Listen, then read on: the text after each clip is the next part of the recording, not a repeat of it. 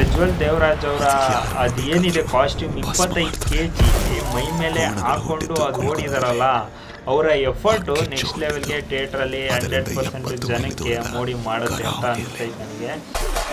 ಸಚಿನ್ ಬಸೂರ್ ಅವರ ಬ್ಯಾಕ್ಗ್ರೌಂಡ್ ಪುಣ್ಯ ರೇಂಜ್ಗೆ ಮಾಡಬಹುದು ಅಂತ ಅನ್ನಿಸ್ತೈತೆ ನನಗೆ.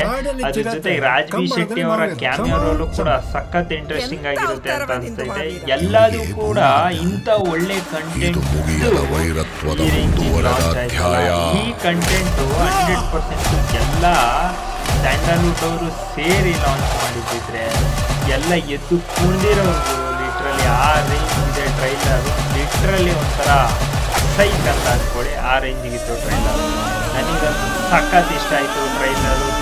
ತುಂಬ ಸಖತ್ ಎಫರ್ಟ್ ಕಾಣ್ತಿದೆ. 100% ಯಾರು ಮಿಸ್ ಔಟ್ ಮಾಡಲೇಬೇಡಿ, ಥಿಯೇಟ್ರಿಗೆ ಹೋಗಿ ವಾಚ್ ಮಾಡಲೇಬೇಕು ನೀವು.